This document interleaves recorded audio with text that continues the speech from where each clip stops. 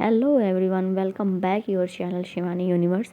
आज मैं अफ़गानी सोया चाप विथ रुमाली रोटी बनाने जा रही हूँ, जिसकी फुल रेसिपी मैं आपके साथ शेयर करूँगी और साथ में अपनी स्टोरी भी बताऊँगी कि मुझे ये वीडियो शूट करने में कितनी प्रॉब्लम्स हुई।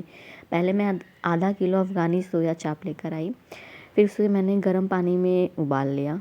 फिर लहसुन, अदरक, मिर्ची का मैंने पेस्ट बनाया और साथ में ये भी चीज़ ध्यान में दे रही थी कि मम्मी की छुपा कर मैं ये वीडियो बना रही थी कि मम्मी को ना पता चले कि मैं किचन में क्या कर रही हूँ। मैंने मम्मी से कहा कि आज खाना मैं बनाऊँगी। मम्मी मान गई क्योंकि ठंड बहुत ज़्यादा थी, तो रज़ाई में से निकलने का किसी का मन नहीं करता। पर मम्मी के अंदर ये तो था कि ये अकेले किचन में मेरा किचन ख़राब कर देगी। फिर मैं ये सब अदरक, लहसुन और मिर्ची को पीस कर मैंने साइड किया। फिर मैंने उबाले हुए सोया चाप को मैंने गरम तेल में, पहले मैंने मीडियम देख लिया कि तेल थोड़ा सा गरम हो गया, फिर मैंने उसको उसमें डाल दिया। और जब तक वो लाल हो रहा था, मतलब रेड ब्राउन कलर का जब तक वो आ रहा था, तब तक मैंने दही का भी साइड में रखा था, उसे भी मैंने देखा। और फिर मैं साइड साइड में ये भी देख रही थी कि मम्मी कहीं आ ना जाए, और क्योंकि मेरी मम्मी को बताया नहीं था कि मैं वीडियो बना रही हूँ और मम्मी को तो डाउट हो रहा था कि अकेले ही किचन में ये लगी हुई है।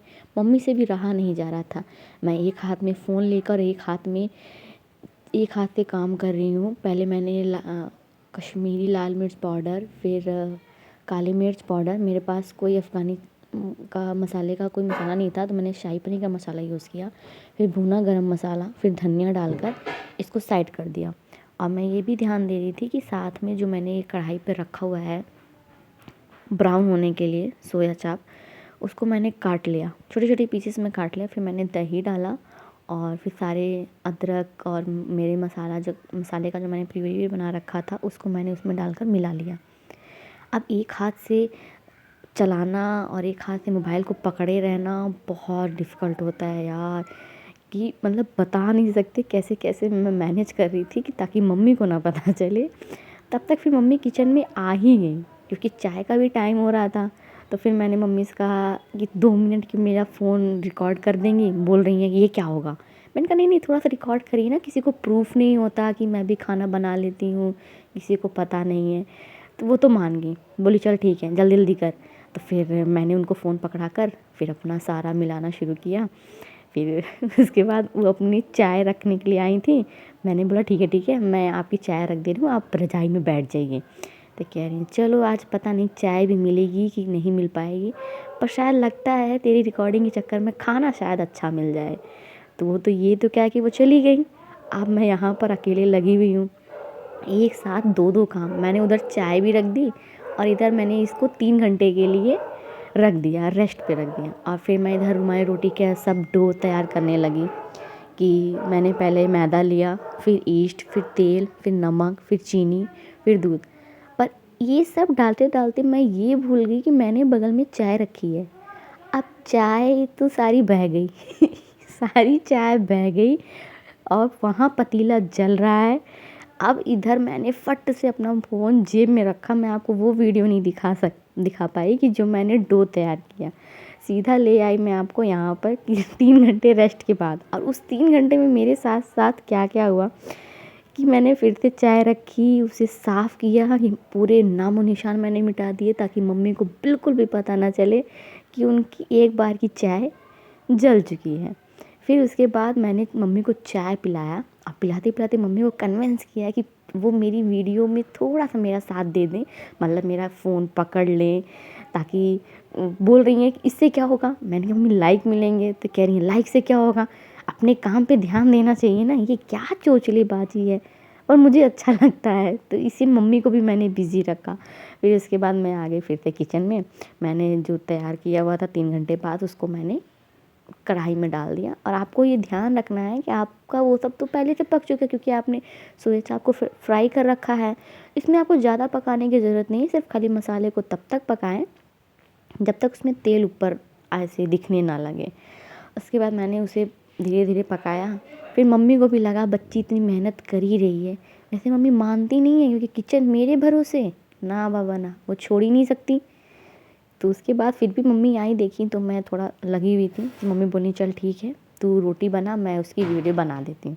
वैसे मम्मा ही हैं, कितना गुस्सा करेंगी, लेकिन इतना तो पक्का पता है मुझे, जब ये वीडियो अपलोड होगी उसके बाद उन्हें ये कहानी पता चलेगी कि जो सुबह चाय बनाने में उन्हें दूध कम पड़ा तो वो दूध किधर गया। ये तो अब कल का कल देखा जाएगा। उसके बाद मैंने रुमाली रोटी बनाना शुरू किया। तो आपको ऐसे छोटे छोटे लोई ले लेनी है, उसके बाद तो छोटा छोटा पूड़ी की तरह बेल के रख लेना है। फिर आपको ऐसे पतला पतला रहना चाहिए, ज़्यादा मोटा नहीं। उसका आप एरिया चेक कर लीजिएगा कहीं मोटा पतला ना होने पाए।